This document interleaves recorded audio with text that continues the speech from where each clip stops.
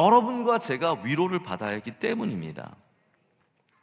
제가 종종 저희 가정에 10년 만에 아이가 생긴 이야기를 전하는 이유는 이게 무용담이기 때문이 아닙니다. 그냥 간증하려고 하는 것이 아닙니다. 혹은 우리가 기도를 많이 해서, 우리가 수고를 많이 해서, 우리가 여러분보다 탁월한 믿음을 가져서 그러한 복이 있었다는 것을 자랑하기 위해서도 아닙니다. 우리가 그 고난의 이야기, 어려웠던 이야기, 그러나 마침내 그 끝에서 우리를 건지시는 예수님을 만난 이야기를 전하는 이유는 이게 누군가에게 또한 위로가 되기 때문이거든요. 저희 앞에 오면은 아이들 퇴문을 열어달라고 기도하시는 부탁을 하시지만 5년 차들은 저희 앞에서 숙연해지거든요. 7년 차도 저희 앞에서 크게 말 많이 못하거든요. 10년 차라고 이게 장난이 아닙니다. 10년 차가 갖고 있는 권위가 10년 만에 아이를 낳은 가정이 갖고 있는 힘이, 이게 다른 힘이 아니라 위로의 힘이라는 거예요. 될 수 있다라는, 소망을 갖게 되는 위로의 힘이라는 겁니다.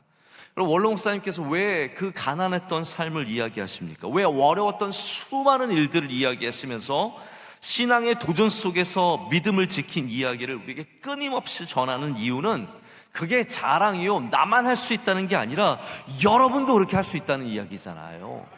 고난 중에 있는 그 이야기가 누군가에게, 지금 당장 소망이 없는 누군가에게, 사망 선고를 받은 누군가에게 위로가 되기 때문입니다.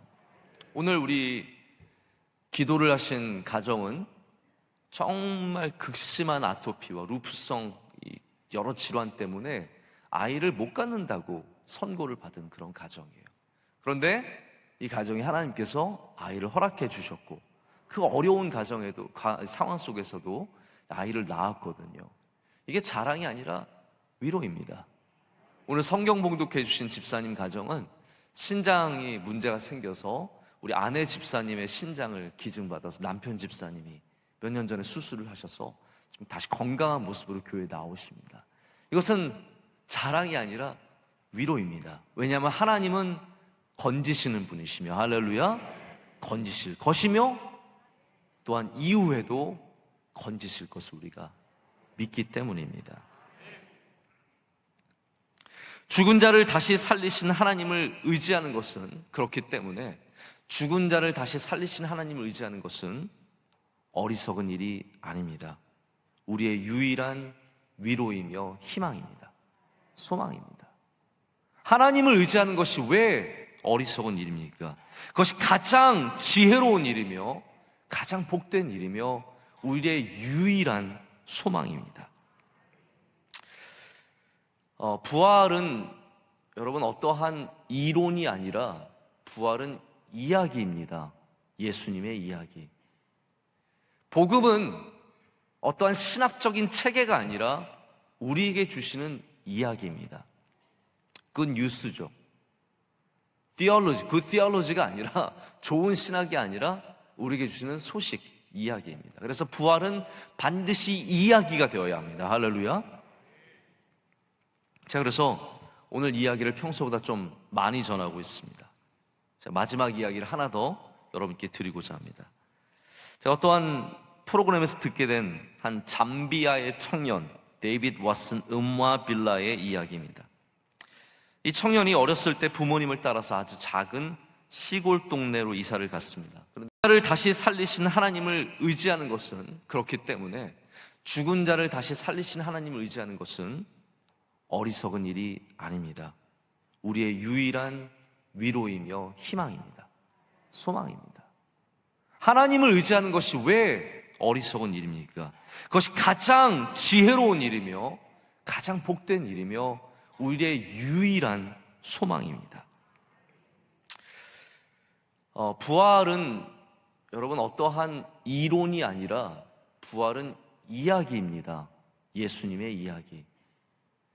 복음은 어떠한 신학적인 체계가 아니라 우리에게 주시는 이야기입니다. 그건 뉴스죠. theology, 그 theology가 아니라, 좋은 신학이 아니라 우리에게 주시는 소식, 이야기입니다. 그래서 부활은 반드시 이야기가 되어야 합니다. 할렐루야. 자, 그래서 오늘 이야기를 평소보다 좀 많이 전하고 있습니다. 자, 마지막 이야기를 하나 더 여러분께 드리고자 합니다. 제가 어떠한 프로그램에서 듣게 된 한 잠비아의 청년 데이빗 왓슨 음와빌라의 이야기입니다. 이 청년이 어렸을 때 부모님을 따라서 아주 작은 시골 동네로 이사를 갔습니다. 그런데 이 데이빗이 언어도 다르고 같은 아프리카지만 이 조그만 동네로 가면 또 언어가 달라진대요. 언어가 다르고 모든 것이 낯선 곳에서 평생의 친구를 만나게 됩니다. 코코라는 이름을 가진 너무나 예쁜 여자아이입니다. 그래서 이 데이빗과 코코는 어려서부터 단짝 친구가 되었습니다. 그리고 아마 커서는 결혼까지 생각하는 그러한 정말 가까운 사이였던 것 같습니다. 이들이 10대 중반이 되었을 때 하루는 비가 많이 온 그 다음날 농사 짓는 땅에 비료를 주기 위해서 정말 큰 비료 부대를 카트에 실어서 사촌들과 코코와 함께 밭으로 나가게 되었습니다. 이제 문제는 이 비료 푸대를 이게 무거웠대요. 하나가 100kg가 나가는. 그래서 아이들은 들 수 없고 어른들이 와서 도와줘야 들 수 있는 그 비료 푸대였는데 이걸 카트에서 밀어내다가 코코의 다리에 이게 그만 떨어지고 맙니다. 가까이 서 있었던 코코는 그 부대에 깔리게 됐습니다. 코코의 다리가 심하게 부러졌습니다. 아이들이 들을 수 없어서 동네에 가서 어른들을 모셔와서 마침내 들었지만 다리에 심한 부상을 입었습니다. 하지만 또 비가 와서 땅이 젖어 있었기 때문에 수십 킬로 떨어져 있는 이 병원을 갈 수가 없는 상황이었습니다. 아프리카 시골이잖아요. 그래서 날이 좋아지기를 기다리게 되었습니다. 며칠 동안 좋아지고 제가 이야기를 좀 짧게 말씀을 드리자면 수십 킬로 떨어져 있는 병원에 가서 치료를 받고 코코는 돌아왔습니다. 데이빗이 코코를 다시 만났을 때 코코는 다리를 이미 잘라서 다 다리를 잃어버린 상황이었습니다. 며칠이 지나고 몇 달이 지나도 코코의 기쁨은 돌아오지 않았습니다.